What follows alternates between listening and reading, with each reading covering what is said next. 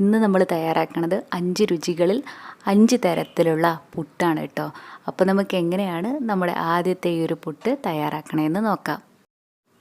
ഇതിനായിട്ട് 1 കപ്പ് മട്ടേരി ഒരു ബൗളിലേക്ക് ഇട്ട് കൊടുക്കാം. ഇനി ഇത് നന്നായിട്ടൊന്ന് കഴുകിയെടുത്ത ശേഷം 5 മണിക്കൂർ നേരം വെള്ളത്തിലൊന്ന് കുതിരാനായിട്ട് മാറ്റി വയ്ക്കാം.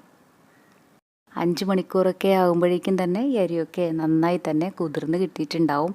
ഇനി ഇതിലെ എക്സ്ട്രാ വെള്ളമൊക്കെ ഒന്ന് പോവാനായിട്ട് ഒരു അരിപ്പയിലേക്ക് ഇട്ട് വയ്ക്കാം.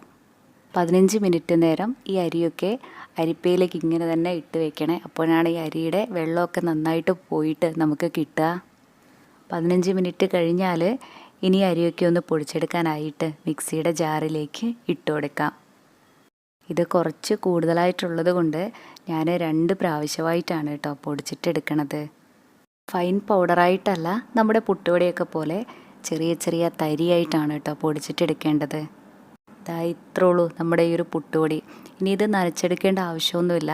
നമ്മൾ നനച്ചെടുത്തിട്ടുള്ള പുട്ടുപൊടിയുടെ ആ ഒരു പാകത്തിൽ തന്നെയാണ് ഇതും നമുക്ക് കിട്ടുക. ഇനി ഈ പൊടി നമുക്ക് സാധാ പുട്ടുപൊടി പോലെ സ്റ്റോർ ചെയ്ത് വെക്കാനും പറ്റും കേട്ടോ. ഇത് നന്നായിട്ടൊന്ന് റോസ്റ്റ് ചെയ്തെടുത്ത ശേഷം ഫ്രിഡ്ജിൽ എടുത്ത് വെച്ചാൽ മതി. ഞാനിനി പുട്ടുപൊടി വെച്ചിട്ട് തയ്യാറാക്കുന്നത് പാൽപ്പുട്ടാണ്. അതിനായിട്ട് നമ്മളിപ്പോൾ തയ്യാറാക്കിയ പുട്ടുപൊടിയിൽ നിന്നും 1.5 കപ്പ് പുട്ടുപൊടിയാണ് ഒരു ബൗളിലേക്ക് ഇട്ട് കൊടുക്കുന്നത്. കൂടെ തന്നെ പാകത്തിനുള്ള ഉപ്പും കൂടെ ചേർത്തിട്ട് ഇതെല്ലാം കൂടെ നന്നായിട്ടൊന്ന് മിക്സാക്കി കൊടുത്ത ശേഷം ഇതിലേക്ക് കുറച്ച് തേങ്ങ ചിരകിയതും കുറച്ച് ഗ്രേറ്റ് ചെയ്തെടുത്തിട്ടുള്ള ക്യാരറ്റും കൂടെ ഇട്ട് കൊടുക്കാം. നമ്മൾ ഈ ചേർക്കണ തേങ്ങയ്ക്കും ക്യാരറ്റിനും ഒന്നും അങ്ങനെ പ്രത്യേകിച്ച് അളവൊന്നുമില്ല. ഇതൊക്കെ നമ്മുടെ ടേസ്റ്റിനനുസരിച്ചിട്ട് കൂടുതലോ കുറവോ ഒക്കെ ചേർക്കാം. ഇനി ഇതിലേക്ക് ഇട്ട് കൊടുക്കുന്നത് 3 ടേബിൾ സ്പൂൺ പാൽപ്പൊടിയാണ്.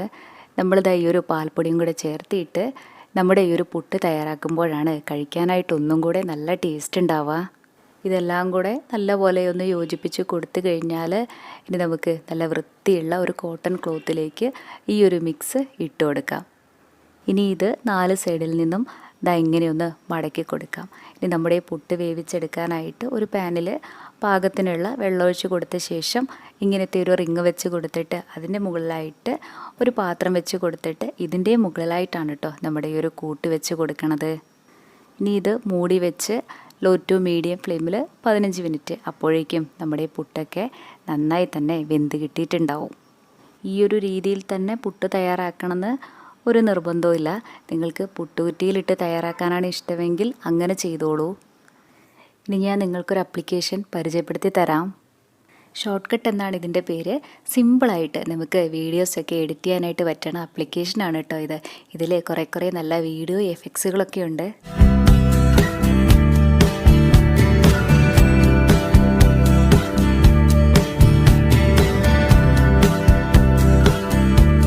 അതുപോലെ ഫ്രീ ആയിട്ട് നമുക്ക് മ്യൂസിക്കൊക്കെ ആഡ് ചെയ്യാനും വീഡിയോസൊക്കെ റെക്കോർഡ് ചെയ്യാനും ഹൈ ക്വാളിറ്റിയിൽ തന്നെ അത് ഷെയർ ചെയ്യാനും പറ്റും കേട്ടോ. എനിക്ക് ഈ ഷോർട്ട് കട്ടിൻ്റെ ഹൈലൈറ്റ് ആയിട്ട് തോന്നിയത് നമ്മളിതായി എഡിറ്റ് ചെയ്യുന്ന വീഡിയോസൊക്കെ അല്ലേ, ഇത് നമുക്ക് വാട്ടർമാർക്ക് ഇല്ലാതെ തന്നെ സേവ് ചെയ്യാനും പറ്റും. ഇഷ്ടമെങ്കിൽ ഒന്ന് ഉപയോഗിച്ച് നോക്കിക്കോളൂ. ഞാനിതിൻ്റെ ലിങ്ക് ഡിസ്ക്രിപ്ഷനിൽ കൊടുക്കാം. ഇപ്പോൾ നമ്മുടെ പുട്ടൊക്കെ നന്നായി തന്നെ വെന്ത് കിട്ടിയിട്ടുണ്ട്. ഇനി നമുക്ക് ഫ്ലെയിം ഓഫ് ചെയ്യാം. ഇനി ഇത് വേറൊരു ബൗളിലേക്ക് മാറ്റാം. ഇനി നമ്മുടെ ഈ ഒരു പാൽപ്പുട്ടിന് ഒന്നുകൂടെ നല്ലൊരു ടേസ്റ്റ് കൂടെ കിട്ടാനായിട്ട് ഇതിലേക്ക് 1/2 ടീസ്പൂൺ ഏലക്കാപ്പൊടിയും 2 ടേബിൾ സ്പൂൺ പൊടിച്ച പഞ്ചസാരയും, പഞ്ചസാര തന്നെ ചേർക്കണമെന്ന് നിർബന്ധമില്ല കേട്ടോ. ഇതിന് പകരമായിട്ട് ശർക്കരപ്പൊടി ചേർത്തിയാലും കുഴപ്പമില്ല. ഇനിതാ നമ്മുടെ ഈ ഒരു പുട്ടിന് കുറച്ചും കൂടെ നല്ലൊരു രുചി കിട്ടാനായിട്ട് 1 ടേബിൾ സ്പൂൺ പാൽപ്പൊടിയും കൂടി ഇട്ട് കൊടുത്തിട്ട് ഇതെല്ലാം കൂടെ നന്നായിട്ടൊന്ന് മിക്സാക്കി കൊടുക്കാം. ഇത്രേ ഉള്ളൂ നമ്മുടെ പാൽപ്പുട്ട്. ഇത് കഴിക്കാനായിട്ട് അടിപൊളി ടേസ്റ്റാണ് കേട്ടോ. എല്ലാവർക്കും തന്നെ ഒരുപാട് ഇഷ്ടമാകും. തയ്യാറാക്കാനും നല്ല എളുപ്പമല്ലേ, പ്രത്യേകിച്ച് കറിയുടെ ഒന്നും ആവശ്യമില്ലല്ലോ. ഇതുവരെ ഈ രീതിയിൽ പുട്ടൊക്കെ തയ്യാറാക്കി നോക്കിയിട്ടില്ലെങ്കിൽ ഒരു തവണ ഇങ്ങനെയൊന്ന് ചെയ്ത് നോക്കണേ. ഇനി നമുക്ക് രണ്ടാമത്തെ നമ്മുടെ ഒരു പുട്ട് എങ്ങനെയാണ് തയ്യാറാക്കണേന്ന് നോക്കാം. ഇതിനായിട്ട് ഒരു ബൗളിലേക്ക് 1 കപ്പ് റാഗിപ്പൊടിയും പാകത്തിനുള്ള ഉപ്പും കൂടെ ചേർത്തിട്ട് നന്നായിട്ടൊന്ന് യോജിപ്പിച്ച് കൊടുക്കാം. ഇനി ഇതിലേക്ക് കുറേശ്ശെ വെള്ളം ഇങ്ങനെ ഒന്ന് തളിച്ചു കൊടുത്ത ശേഷം ഇത് നന്നായിട്ടൊന്ന് നനച്ചെടുക്കാവേ. നമ്മുടെ പുട്ടുപൊടിയൊക്കെ ഉണ്ടാവില്ലേ, അതുപോലെ തന്നെ ആദ്യമേ നമ്മൾ ഒത്തിരി വെള്ളം ഒഴിച്ച് കൊടുത്തിട്ട് നനച്ചെടുക്കണേ കഴിഞ്ഞും ഒന്നും കൂടെ നല്ലത് ഇതുപോലെ കുറേശ്ശെ വെള്ളം ഒഴിച്ചിട്ട് നനച്ചെടുക്കണതാണ്. ഇനി ഇതാ ഇതിങ്ങനെ ഒന്ന് ഉരുട്ടി നോക്കാം. അതിനുശേഷം തിരിച്ചിട്ട് കൊടുക്കണ സമയത്ത് പഴയപടി ആകണ ഒരു പാകം. ഇനിതാ ഈ പൊടിയൊക്കെ ഒരു അരിപ്പയിലേക്ക് ഇട്ടിട്ടൊന്ന് അരിച്ചിട്ടെടുക്കാം. ചെറിയ ചെറിയ കട്ടയൊക്കെ ഉള്ളത് പോവാനായിട്ടാണ് ഇങ്ങനെ ചെയ്യണത്. നമ്മളിതാ ഇങ്ങനെ അരിച്ചിട്ട് കൂടെ എടുക്കുവാണെങ്കിൽ നല്ല സോഫ്റ്റ് പുട്ട് തന്നെ കിട്ടും കേട്ടോ. ഞാനിനി ഈ പുട്ട് തയ്യാറാക്കണത് ചിരട്ടയിൽ വെച്ചാണ്. നമ്മൾ ചിരട്ടയിലൊക്കെ വെച്ച് ഭക്ഷണം പാകം ചെയ്ത് കഴിക്കുവാണെങ്കിൽ അത് നമ്മുടെ ആരോഗ്യത്തിന് ഒന്നുകൂടെ നല്ലതായിരിക്കും. ഇതുപോലെ ചിരട്ടയിൽ തന്നെ വെച്ചിട്ട് പുട്ട് തയ്യാറാക്കണമെന്ന് ഒരു നിർബന്ധവും ഇല്ല കേട്ടോ. നിങ്ങൾക്ക് വേണമെങ്കിൽ ഇതുപോലത്തെ ഒരു പാത്രത്തിൽ വെച്ചോ അല്ലെങ്കിൽ നമ്മുടെ വീട്ടിലെ പുട്ടുകുറ്റിയിൽ വെച്ചോ ഇങ്ങനെ തന്നെ തയ്യാറാക്കാവുന്നതേ ഉള്ളൂ. നിങ്ങൾക്ക് ഏതാണ് എളുപ്പം അതുപോലെ ചെയ്തോളൂ. ഈ ചിരട്ടയിലേക്ക് കുറച്ച് എണ്ണയോ നെയ്യോ ഒന്ന് തൂത്ത് കൊടുത്ത ശേഷം കുറച്ച് തേങ്ങ ഇതിനുള്ളിലായിട്ട് ഇട്ട് കൊടുക്കാം. തേങ്ങയൊക്കെ നമ്മുടെ ടേസ്റ്റിനനുസരിച്ചിട്ട് കൂടുതലോ കുറവോ ഒക്കെ ചേർക്കാവേ. ഇതിൻ്റെ മുകളിലായിട്ട് കുറച്ച് റാഗിപ്പൊടിയും പിന്നെ തേങ്ങയും അങ്ങനെ ലെയറായിട്ട് ചെയ്തിട്ടെടുക്കാം. ഇനി ഇത് വേവിച്ചെടുക്കാനായിട്ട് ഒരു പാത്രത്തിൽ വെള്ളമൊഴിച്ച് കൊടുത്ത ശേഷം ഇങ്ങനത്തെ ഒരു സ്റ്റാൻഡ് വെച്ച് കൊടുത്തിട്ട് അതിൻ്റെ മുകളിലായിട്ടൊരു പാത്രം വെച്ച് കൊടുത്ത ശേഷം ഇതിൻ്റെ മുകളിലായിട്ടാണ് കേട്ടോ ചിരട്ട വെച്ച് കൊടുക്കണേ. ഇനി ഇത് മൂടി വെച്ച് ലോ ടു മീഡിയം ഫ്ലെയിമിൽ 10 മിനിറ്റ്. അപ്പോഴേക്കും തന്നെ നമ്മുടെ ഈ പുട്ടൊക്കെ നന്നായി തന്നെ വെന്തിട്ടുണ്ടാവും. അതുപോലെ ചിരട്ട ഇങ്ങനെ തന്നെ വെച്ച് കൊടുത്തിട്ട് വേവിച്ചെടുക്കണമെന്നില്ല. നമ്മുടെയൊക്കെ വീട്ടിൽ കുക്കർ ഉണ്ടാവില്ലേ, അതിൻ്റെ വെയിറ്റ് ഊരി മാറ്റിയ ശേഷം ഈ ചിരട്ട അതിൻ്റെ മുകളിലായിട്ട് വെച്ചിട്ട് വേവിച്ചെടുക്കാനായിട്ട് പറ്റുമേ. അങ്ങനെ വേവിച്ചെടുക്കാനായിട്ടാണ് ഇഷ്ടമെങ്കിൽ അങ്ങനെ ചെയ്തോളൂ. ഈ പുട്ട് നന്നായിട്ട് വെന്ത് കഴിഞ്ഞാൽ ഫ്ലെയിം ഓഫ് ചെയ്യാം. പ്രത്യേകിച്ച് കറിയൊന്നും ഇല്ലെങ്കിൽ പോലും നമുക്കിത് കഴിക്കാനായിട്ട് പറ്റുമേ. നമ്മുടെ മധുരത്തിനനുസരിച്ചിട്ടുള്ള കുറച്ച് ശർക്കരപ്പൊടിയും ഇഷ്ടമാണെങ്കിൽ കുറച്ച് ഏലക്കാപ്പൊടിയും കുറച്ച് നെയ്യും കൂടി ഒഴിച്ച് കൊടുത്തിട്ട് നന്നായിട്ടൊന്ന് മിക്സാക്കി എടുത്താൽ മതി. ഇതുപോലെ റാഗി പുട്ടൊക്കെ കഴിക്കാനായിട്ടും നല്ല രുചിയാണ്. ഈ രീതിയിൽ ഇതുവരെ പുട്ടൊക്കെ തയ്യാറാക്കി നോക്കിയിട്ടില്ലെങ്കിൽ ഒരു തവണ ഇങ്ങനെയൊന്ന് ചെയ്ത് നോക്കണേ. ഇനി നമുക്ക് നമ്മുടെ മൂന്നാമത്തെ ഈ ഒരു പുട്ട് എങ്ങനെയാണ് തയ്യാറാക്കണമെന്ന് നോക്കാം. ഇതിനായിട്ട് ഒരു പാത്രത്തിലേക്ക് ഇട്ട് കൊടുക്കുന്നത് 3/4 കപ്പ് ഉഴുന്നാണ്. ഇതായി ഉഴുന്ന് നല്ലപോലെ ഒന്ന് കഴുകിയെടുത്ത ശേഷം ഇതിലെ എക്സ്ട്രാ വെള്ളമൊക്കെ ഒന്ന് പോവാനായിട്ട് 5 മിനിറ്റ് നേരം ഒരു അരിപ്പയിലേക്ക് ഇട്ട് വയ്ക്കാം. ഇനി ഉഴുന്നിലെ വെള്ളമൊക്കെ ഒന്ന് പോയി കഴിഞ്ഞാൽ ഇതൊരു പാനിലേക്ക് ഇട്ട് കൊടുത്തിട്ട് ഈ ഉഴുന്നിൻ്റെ ഷെയ്ഡൊക്കെ ഒന്ന് മാറി വരണ വരെ നന്നായിട്ടൊന്ന് റോസ്റ്റ് ചെയ്തിട്ടെടുക്കാം. ഈ സമയം ലോ ടു മീഡിയം ഫ്ലെയിമിൽ വെക്കാനായിട്ട് മറന്നു പോവല്ലേ, പെട്ടെന്ന് തന്നെ ഇത് ആയി കിട്ടും. ഈ ഒരു പാകമായ മതിയേ. ഇനി നമുക്ക് ഫ്ലെയിം ഓഫ് ചെയ്യാം. ഇനി ഇത് വേറൊരു പാത്രത്തിലേക്ക് മാറ്റാം. ഇനി ഇതിവിടെ ഇരിക്കട്ടെ. ഇനി അടുത്തതായിട്ട് വേറൊരു ബൗളിലേക്ക് ഇട്ട് കൊടുക്കണത് 1/2 കപ്പ് പച്ചരിയാണ്. ഇനി പച്ചരിയും നന്നായിട്ടൊന്ന് കഴുകിയെടുത്ത ശേഷം ഇതിലെ എക്സ്ട്രാ വെള്ളമൊക്കെ ഒന്ന് പോവാനായിട്ട് ഒരു 5 മിനിറ്റ് നേരം ഒരു അരിപ്പയിലേക്ക് ഇട്ട് വയ്ക്കാം. ഈ അരിയിലെ വെള്ളമൊക്കെ ഒന്ന് പോയി കഴിഞ്ഞാൽ ഇതും ഒരു പാനിലേക്ക് ഇട്ട് കൊടുത്തിട്ട് നന്നായിട്ടൊന്ന് റോസ്റ്റ് ചെയ്തിട്ടെടുക്കാം. ഇനിതായി അരിയുടെ കളറൊക്കെ ഒന്ന് മാറിയിട്ട് ചെറുതായിട്ട് പൊട്ടി വരണ സമയത്ത് ഫ്ലെയിം ഓഫ് ചെയ്യാം. എന്നിട്ടിത് നമ്മൾ നേരത്തെ ഉഴുന്നൊക്കെ മാറ്റി വെച്ചിട്ടുണ്ടായിരുന്നില്ലേ, അതിൻ്റെ കൂടെ ഇട്ട് കൊടുക്കാം. ഇനി അരിയുടെയും ഉഴുന്നിൻ്റെയും ചൂടൊക്കെ ഒന്ന് പോയി കഴിയുമ്പോൾ ഇത് പൊടിച്ചെടുക്കാനായിട്ട് മിക്സിയുടെ ജാറിലേക്ക് ഇട്ട് കൊടുക്കാവേ. കൂടെ തന്നെ പാകത്തിനുള്ള ഉപ്പും കൂടെ ചേർക്കാം. ഇനി ഇത് ഫൈൻ പൗഡറായിട്ടല്ല, റവയൊക്കെ പോലെ ചെറിയ ചെറിയ തരിയായിട്ടാണ് കേട്ടോ പൊടിച്ചിട്ടെടുക്കേണ്ടത്. ഇനി ഇതിലേക്ക് 1/2 കപ്പ് തേങ്ങ ചിരകിയതും കൂടെ ചേർത്തിട്ട് ഇതെല്ലാം കൂടെ നന്നായിട്ടൊന്ന് യോജിപ്പിച്ച് കൊടുക്കാം. അതുപോലെ ഈ ഒരളവിൽ തന്നെ തേങ്ങ ചേർക്കണമെന്നില്ല. തേങ്ങയൊക്കെ നമ്മുടെ ടേസ്റ്റിനനുസരിച്ചിട്ട് കൂടുതലോ കുറവോ ഒക്കെ ചേർക്കാം. ഇനി ഈ കൂട്ടിലേക്ക് കുറേശ്ശെ വെള്ളം ഒഴിച്ചിട്ട് ഇതൊന്ന് നനച്ചിട്ടെടുക്കാം. ആദ്യമേ നമ്മളിതിലേക്ക് ഒരുപാട് വെള്ളമൊന്നും ചേർക്കാതെ കുറേശ്ശെ വെള്ളം ഇതുപോലെ തളിച്ച് കൊടുത്തിട്ട് നനച്ചെടുക്കുന്നതാണ് കേട്ടോ ഏറ്റവും നല്ലത്. ഞാനിനി ഇത് പുട്ടുകുറ്റിയിൽ ഇട്ട് കൊടുത്തിട്ടല്ല വേവിച്ചിട്ടെടുക്കണത്. എളുപ്പത്തിന് വേണ്ടിയിട്ട് വൃത്തിയുള്ള ഒരു ക്ലോത്തിലേക്ക് ഇട്ട് കൊടുത്തിട്ട് ഇങ്ങനെ ഒന്ന് മൂടിക്കൊടുക്കാം. ഇതുപോലെ തന്നെ വേവിച്ചിട്ടെടുക്കണമെന്നില്ല. നിങ്ങൾക്ക് പുട്ടുകുറ്റിയിൽ വേവിച്ചിട്ടെടുക്കാനാണ് ഇഷ്ടമെങ്കിൽ അങ്ങനെ ചെയ്തോളൂ. ഇനി ഇത് വേവിച്ചെടുക്കാനായിട്ട് ഒരു പാനിൽ ആവശ്യത്തിനുള്ള വെള്ളം ഒഴിച്ച് കൊടുത്ത ശേഷം ഇതിലേക്ക് ഒരു സ്റ്റാൻഡ് വെച്ച് കൊടുത്തിട്ട് അതിൻ്റെ മുകളിലായിട്ട് ഒരു പാത്രം വെച്ച് കൊടുത്തിട്ട് ഇതിലേക്കാണ് കേട്ടോ ഇത് വെച്ച് കൊടുക്കണത്. ഇനി ഇത് മൂടി വെച്ച് ലോ ടു മീഡിയം ഫ്ലെയിമിൽ 10 മിനിറ്റ്. അപ്പോഴേക്കും നമ്മുടെ ഉഴുന്നുപുട്ടൊക്കെ നന്നായി തന്നെ വെന്തിട്ടുണ്ടാവും. ഈ ഉഴുന്നിൽ ധാരാളം ഫൈബർ, മഗ്നീഷ്യം, പൊട്ടാസ്യം ഒക്കെ അടങ്ങിയിട്ടുണ്ട്. ഇത് നമ്മുടെ ഹാർട്ടിനെ ഹെൽത്തി ആക്കി വെക്കാനായിട്ട്, അതുപോലെ ഇതിൽ ധാരാളം കാൽസ്യം ഉള്ളതുകൊണ്ട് തന്നെ ഇത് നമ്മുടെ ബോൺസിൻ്റെയൊക്കെ നല്ല ആരോഗ്യത്തിന് കൂടാതെ മുടി വളർച്ചയ്ക്ക്, ഇമ്മ്യൂണിറ്റി കൂട്ടാനായിട്ട്, നല്ല ദഹനത്തിന് ഒക്കെ ഉഴുന്ന് കഴിക്കണത് ഒത്തിരി നല്ലതാണ്. നമ്മുടെ ഉഴുന്നിൽ ധാരാളം folic acid, iron, calcium, fibre content ഒക്കെ ഉള്ളത് കൊണ്ട് തന്നെ ഇത് കുഞ്ഞുങ്ങളുടെ ആരോഗ്യത്തിനും വളർച്ചയ്ക്കും ഒത്തിരി നല്ലതായിരിക്കുമേ. അതുകൊണ്ട് തന്നെ പ്രത്യേകിച്ച് പ്രഗ്നൻ്റ് ആയിട്ടുള്ളവർ ഈ ഉഴുന്നൊക്കെ ഡയറ്റിൽ ഉൾപ്പെടുത്താനായിട്ട് ശ്രമിക്കണം കേട്ടോ. ഇതാ നന്നായിട്ട് വെന്ത് കഴിഞ്ഞാൽ ഫ്ലെയിം ഓഫ് ചെയ്യാം. എന്നിട്ടിത് വേറൊരു പാത്രത്തിലേക്ക് ഇട്ട് കൊടുക്കാം. ഇത്രേ ഉള്ളൂ നമ്മുടെ ഈ ഉഴുന്നുപുട്ട്. ഇത് കഴിക്കാനായിട്ട് നല്ല രുചിയാണ്. നിങ്ങൾക്ക് കറിയൊക്കെ കൂട്ടിയിട്ട് കഴിക്കാനായിട്ടാണ് ഇഷ്ടമെങ്കിൽ അങ്ങനെ കഴിച്ചോളൂ. അല്ലെങ്കിൽ ഈ ഒരു പുട്ടിലേക്ക് കുറച്ച് ഏലക്കാപ്പൊടിയും നമ്മുടെ മധുരത്തിനനുസരിച്ചിട്ടുള്ള ശർക്കരപ്പൊടിയും കുറച്ച് നെയ്യും കൂടി ഒഴിച്ചു കൊടുത്തിട്ട് നന്നായിട്ടൊന്ന് മിക്സാക്കി എടുത്തിട്ടും കഴിക്കാനായിട്ട് പറ്റും കേട്ടോ. ഇതുപോലെ കഴിക്കാനായിട്ടും അടിപൊളി ടേസ്റ്റാണ്.